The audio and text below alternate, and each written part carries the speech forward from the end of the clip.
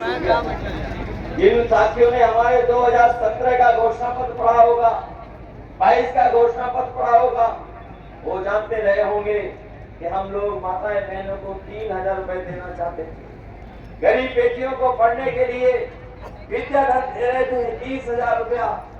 लेकिन अब जब हम लोग दिल्ली की सरकार बनाने जा रहे हैं तो अपनी गरीब माताओं बहनों को क्या करके जा रहे हैं। समाजवादी पार्टी और कांग्रेस और इंडिया गठबंधन के लोगों ने तय किया है कि सरकार बनेगी तो अपने गरीब परिवार की माताओं बहनों को 1 लाख रुपए उनके अकाउंट में पहुंचाने का है। न केवल 1 लाख रुपए अकाउंट में पहुंचाएंगे बल्कि उनकी पढ़ाई के लिए भी केजी से लेकर के पीजी तक उन्हें कोई पैसा नहीं देना पड़ेगा, पूरी की पूरी पढ़ाई फ्री।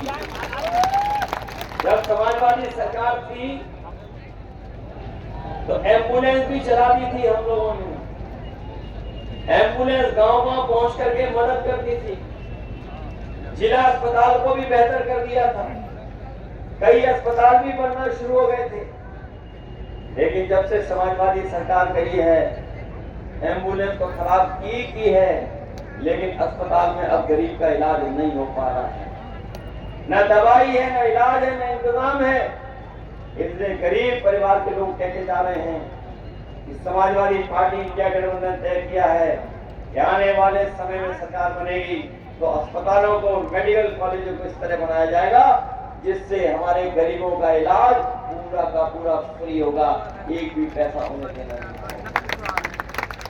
वैसे तो दिल्ली वाले और लखनऊ वाले लगातार प्रचार कर रहे हैं, लेकिन उन्हें हिसाब किताब जो देना है वो 10 साल दिल्ली का और 7 साल उत्तर प्रदेश सरकार का।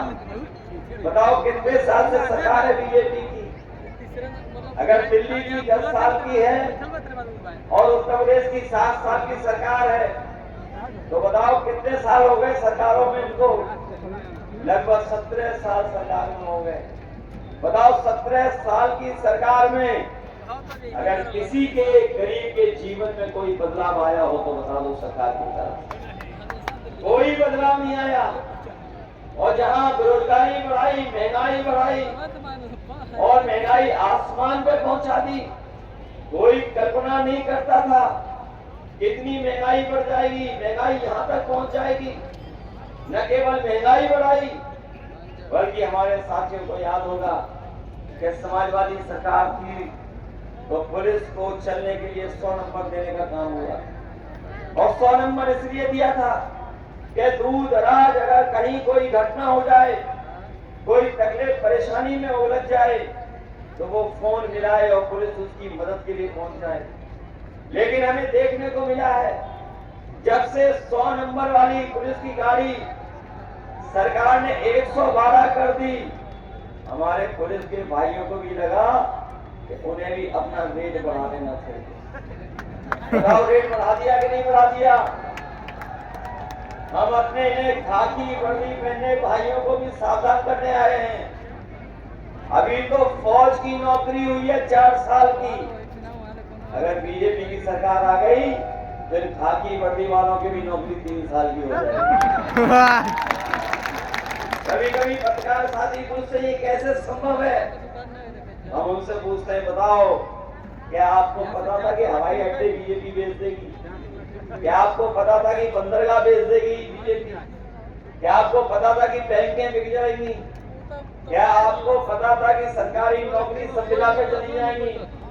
क्या आपको पता था कि इलाहाबाद बैंक की उत्तर प्रदेश की बैंक थी वो बिक जाएगी? क्या आपको पता था कि सब चीजें बेच करके वो निजीकरण हाथों में दे देंगे?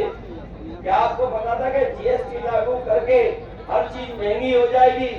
और क्या आपको पता था कि रात में एक दिन नोट बंद हो जाएंगे और नोटबंदी कर देंगे? तो पत्रकार साथी कहते हैं उन्हें नहीं पता था। अगर उन्हें नहीं पता था तो हम बताना चाहते हैं कि अभी तो फौज की नौकरी 4 साल की है। ये बीजेपी वाले सरकार में आ गए तो खाली वर्दी पहनने वालों की नौकरी 3 साल की। और याद कीजिए आप लोग, हमें और आपको सबको वैक्सीन लगवा दी। बताओ वैक्सीन लगवाई कि नहीं लगवाई? कोई बचा जिसने वैक्सीन नहीं लगाई? केवल हम बचे जिन्होंने वैक्सीन नहीं लगवाई। हो सकता है एक आध और हो मेरे जैसा, लेकिन बताओ आपने पढ़ लिया अखबार में कि नहीं पढ़ लिया? आपने अखबार में पढ़ लिया होगा, और अब तो सबको जानकारी हो गई है कि जिन्होंने वैक्सीन लगवाई है उन्हें बीमारी भी होगी, दिल की भी बीमारी हो सकती है, जल्दी हार्ट अटैक भी हो सकता है। और जब ये जानकारी आ गई तो कंपनी वाले कहते हैं कि जो वैक्सीन हमने लगवा दी है वो हम वापस ले लेंगे। हमें कोई बताए जो वैक्सीन शरीर में चली गई वो वापस कैसे ली जाए।